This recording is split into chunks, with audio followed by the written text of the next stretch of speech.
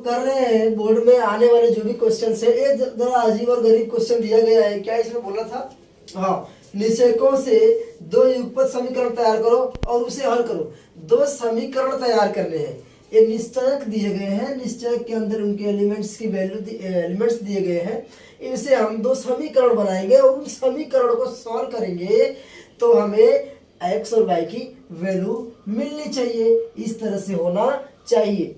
अब देखिए क्या करेंगे, सबसे पहले एक निश्चय को सॉल्व करेंगे, एक समीकरण प्राप्त करेंगे, फिर दूसरे को सॉल्व करेंगे, दूसरा समीकरण लेंगे। दोनों समीकरण को जब ले लेंगे तब सोचेंगे क्या कर सकते हैं। तो सबसे पहले इसको सॉल्व करते हैं। इसको एक बार और लिखने से अच्छा है कि मैं यहीं से करता हूँ, नहीं तो एक बार लिख लेता हूँ। देखो यहाँ पे पहले वाले को सॉल्व कर रहा हूँ। पहला वाला क्या दिया है, 2 और निश्चय में दिया है 2 1 माइनस वाई और एक्स। इस तरह से निश्चय के अंदर मान दिया गया है। अब मान के चलिए और बराबर यहाँ पे 16 है, 16 है। इस तरह से अब निश्चय को सॉल्व करेंगे। सबसे पहले तो निश्चय हमारा क्या कहता है, multiply with cross multiply. We have to do cross multiplication. After the cross multiplication x को 2 के साथ करेंगे, ठीक है।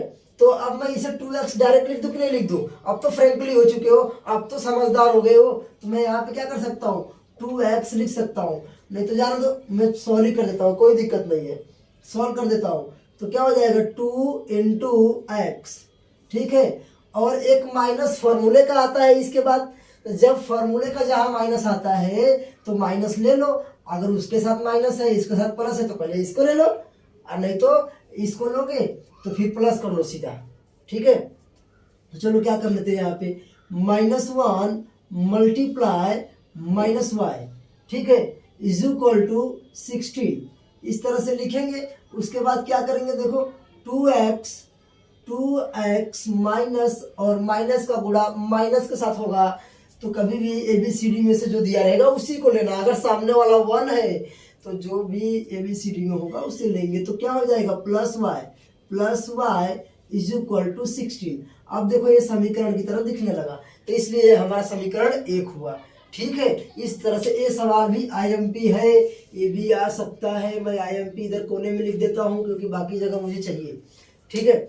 तो इस तरह से ये भी आ सकता है। और ये जो क्वेश्चन आने वाले हैं, ये क्या दिया गया है, इसमें कम से कम ये 3 मार्क्स के हैं। ये 3 अंक वाले क्वेश्चन है, ठीक है। अभी जो हम करेंगे 3-3 मार्क्स के रहेंगे और जो बेहद ज़्यादा इंपॉर्टेंट है उसी में से करेंगे। तो आप देखिए यहाँ पे, अब दूसरे को ले लीजिए और इसको सॉल्व करिए। तो क्या करेंगे, दूसरा हमारा निश्चयक दिया गया इस तरह से है। किस तरह से, 3 दिया है, y दिया है, 2 दिया है और x दिया है, और बराबर में यहाँ पे 3 दे दिया है। तो क्या करेंगे, फिर से क्रॉस मल्टीप्लाई करेंगे। देयरफॉर 3 गुणे x, 3 का गुणा x के साथ करेंगे, और इनके साथ माइनस नहीं है तो बल्ले बल्ले है, कोई दिक्कत ही नहीं है, दिमाग में कोई सोचने की बात ही नहीं है। तो वो क्या करेंगे, माइनस लिख देंगे, और माइनस के बाद 2 × y करो या फिर y × 2 करो, और बराबर में 3 लिखना नहीं भूलना, ठीक है। तो इसलिए क्या करेंगे, 3 का x के साथ क्या होगा, 3x, और 2 का -2 का y के साथ मल्टीप्लाई होगा। तो हो जाएगा -2y इज इक्वल टू 3। क्या अब हमें 2 समीकरण मिल चुके हैं? हाँ भाई मिल चुके हैं। अब 2 समीकरण जब हमें मिल गए तो इन दोनों समीकरणों को हम क्या करेंगे, देखते हैं कुछ इक्वालिटी इसमें है क्या, नहीं है। तो इनको इक्वालिटी इक्वल बनाएंगे और क्या करेंगे, इनको जोड़ेंगे, घटाएंगे और अपनी मंजिल तक जाएंगे। समीकरण इसको 2x है, यहाँ पे 3x है, चलो गड़बड़ है, यहाँ पे 2 नहीं है और लेकिन यहाँ पे 2y है। तो हम क्या कर सकते हैं, 2 से गुणा हम कर देते हैं समीकरण 1 में। जब 2 से गुणा आप समीकरण 1 में करोगे तो बाकी का डिसबैलेंस हो जाएगा, लेकिन y वाला हमारा बैलेंस में हो जाएगा, y वाला बैलेंस में आ जाएगा। देखिए जरा यहाँ पे समीकरण 1 में इस तरह से लिखना जरूरी है। लिखना यहाँ पे समीकरण 1 में क्या करने पर, में 2 से मल्टीप्लाई करने पर लिखना, या फिर लिखना गुणा करने पर, 2 से गुणा करने पर। ये बहुत ही ज़्यादा इम्पोर्टेंट है, मैं बोल दे रहा हूँ, ऐसे इग्नोर मत करना इस क्वेश्चन को। 3 मार्क्स के लिए। तो अब देखो गुणा करने पर लिखा ना, तो चलूंगा करूंगा गुणा। यहाँ पे मेरा समीकरण 1 है तो क्या करूंगा, 2 से गुणा करूंगा। तो समीकरण की बात जान लो, पहले चैप्टर में पढ़े हो चाहे नहीं पढ़े हो, मैं उसको नहीं उसमें उसकी बात नहीं करता, आज मैं पूरा दोहरा रहा हूँ। समीकरण एक तभी होता है संतुलित समीकरण जब इधर कुछ हो उधर कुछ हो, तो इस तरह से होता है। पूरे को मिला के समीकरण बोलते हैं, ऐसा बराबर के खाली इधर वाले को समीकरण नहीं बोल सकते हैं। तो समीकरण में जब गुणा करोगे किसी चीज से तो पूरे समीकरण में गुणा होगा, मतलब हर एलिमेंट के साथ गुणा होगा। तो हर एलिमेंट के साथ गुणा होगा तो क्या होगा, 2 का गुणा करोगे तो 2 दूना 4, 4x हो जाएगा, 4x। और फिर क्या करोगे आप, इसमें भी 2 से करोगे क्योंकि सबके साथ करना है, तो ये क्या हो जाएगा +2y। तो हमारा यही मंजिल मिलना था और ये मिला, लेकिन इसे भी कैसे छोड़ सकते हैं, उसको भी करना पड़ेगा। तो = क्या हो जाएगा, 2 से गुणा उसमें भी करेंगे तो हमारा आ जाएगा 16 दूना 32, 32 आ गया। ये हमारा कौन सा समीकरण, समीकरण 3 हो गया। तो अब क्या रहा, समीकरण एक न रह के समीकरण एक न रह के अब समीकरण 3 बन गया। ठीक है, तो अब समीकरण 2 और 3 इन दोनों का कंपैरिजन करेंगे, या जो भी इसमें करेंगे जोड़ेंगे घटाएंगे और अपनी मंजिल तक पहुंचने की कोशिश करेंगे। अब क्या करेंगे, देखिए समीकरण 3 का 32 बड़ा है और इसका 3 छोटा है, तो हम लिखेंगे इस तरह से, समीकरण 3 में से समीकरण 2 को घटाने पर। तो लिखूंगा यहाँ पे समीकरण 3 में से 2 को घटाने पर, समीकरण 3 में से आप क्या करना, समीकरण 3 में से 2 को 3 को मत लिखना, इस तरह से लिखना, समीकरण में से समीकरण घटाने जा रहे हो ना। बोर्ड एग्जाम में कोई चाचा मौसा मामा नहीं बैठता है लिखने, तुम्हारा पेपर चेक करने, जो देखेगा अरे भाई चलो मेरे भांजे का है मार दो, नहीं भैया, और रिलेशन वाले नहीं होते हैं, क्या मालूम कौन से नशे में चेक करते हैं वो लोग। देखो यहाँ पे समीकरण 3 में से समीकरण कौन सा 2 को घटाने पर, समीकरण 3 में से समीकरण, फिर समीकरण देखो मैं लिख रहा हूँ, इस तरह तुम भी लिखना, समीकरण 2 को घटाने पर क्यों, घटाने पर इसलिए क्योंकि घटाने पर लिखूंगा तभी तो साइन चेंज करूंगा, और साइन चेंज की जरूरत भी शायद पड़ेगी। हाँ, साइन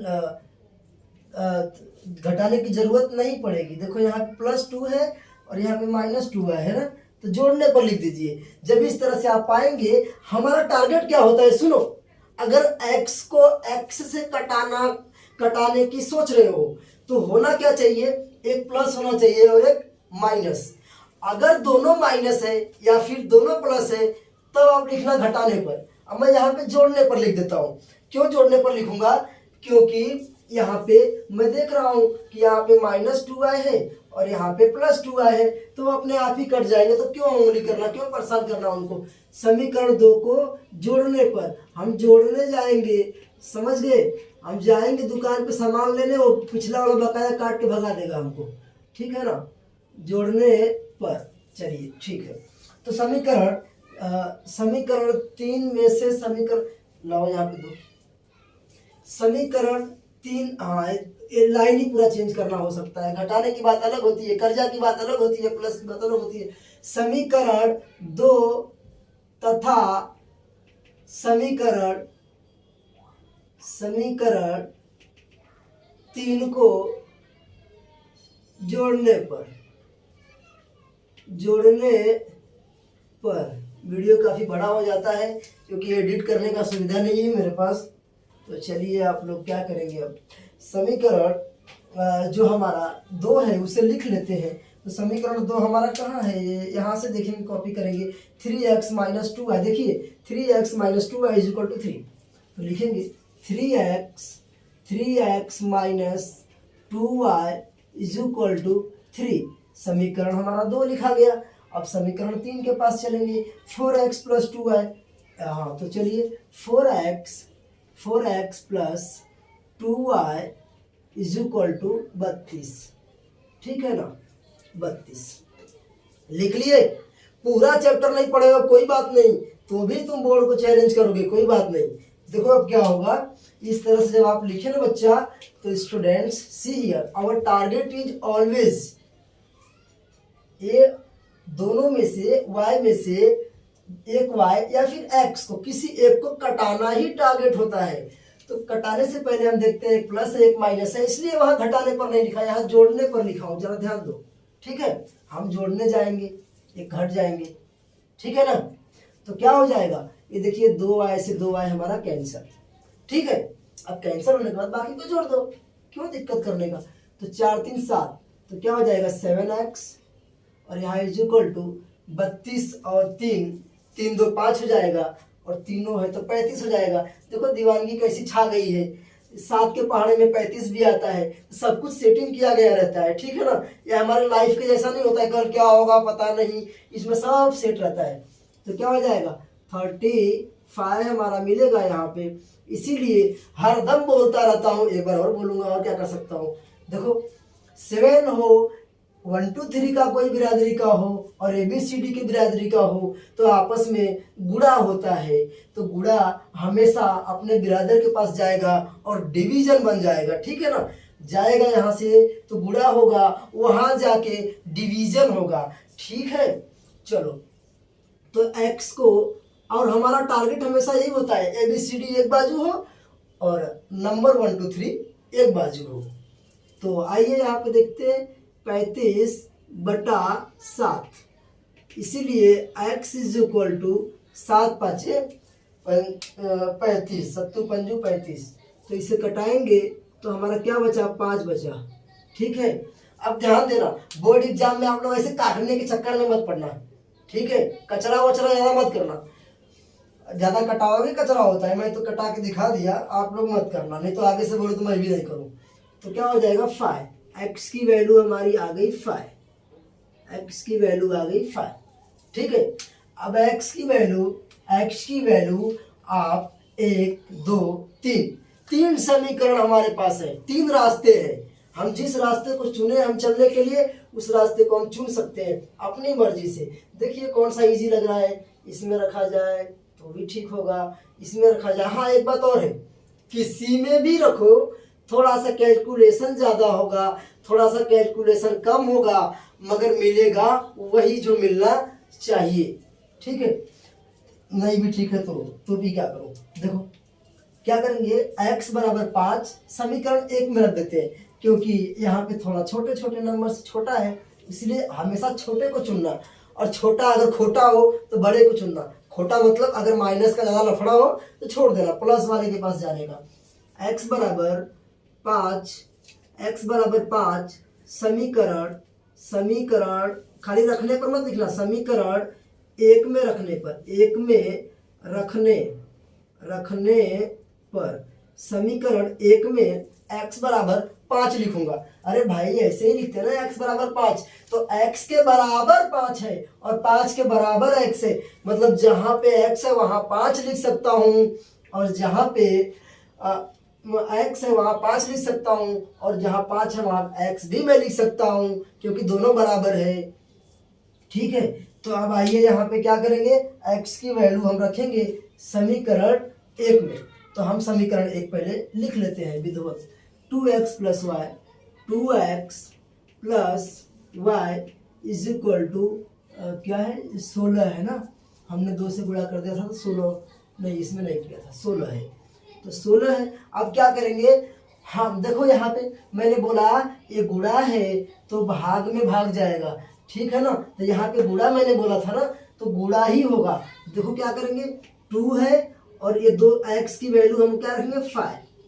ठीक है, तो गुणे को हमने दिखा दिया, वहां छुपा दिया था, यहाँ दिखा दिया, x plus y is equal to 16।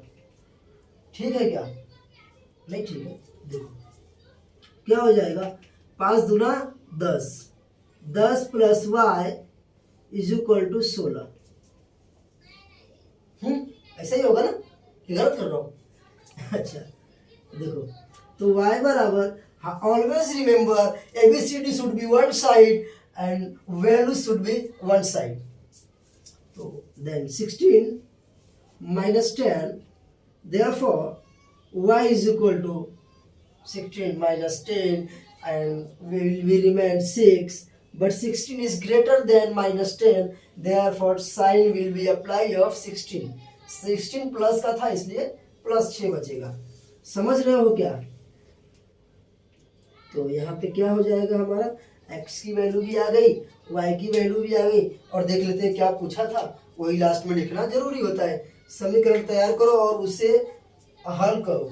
तो हमने हल कर दिया, तो x y की वैल्यू 5 6, यह समीकरण का हल है। इस तरह से लिख सकते हैं। ये इस तरह से आप लोग बोर्ड में भी करना भाई, ठीक है? कि कितने लोग होते हैं पेपर चेक करने का शौक नहीं रहता है, आंसर देखने का शौक रहता है। जैसे तुम लोग मल्टीप्लाई के नीचे इशारे करते हो ना, वैसे ही उनका भी मन होता है, अरे अरे देखते हैं लास्ट में आंसर सही है क्या। तो लिखेंगे x, y, और दूसरे में क्या लिख दोगे, x की वैल्यू पहली होगी और y की वैल्यू बाद वाली होगी। या आप वैसे लिखो या फिर ऐसे लिखो, बराबर क्या हो जाएगा, हमारा x की वैल्यू क्या आ गई थी, 5 आ गई थी ना बच्चा। तो 5, 6 यह समीकरण का हल है। समीकरण का क्या है, समीकरण का फ्रेंड नहीं है ना भाई, हल है, समीकरण का हल है। तो इस तरह से एक क्वेश्चन आपको कराया, 3 मार्क्स दे के जाएगा। हो सकता है मेरे को कराने में 13 मिनट लगे हो, मगर आप लोग इसको 3 मिनट से ज़्यादा देना मत, क्योंकि मैंने कोशिश किया है कि उस तरह से बताऊं कि बुक नहीं पढ़े होगे तो भी आप लोगों को आ जाएगा। अब अगला क्वेश्चन देखते हैं कैसा है। स्टूडेंट्स, ये वीडियो अब 16 मिनट का हो चुका है, तो ये ज़्यादा बड़ा हो जाएगा, तो स्टूडेंट के द्वारा इग्नोर भी किया जा सकता है।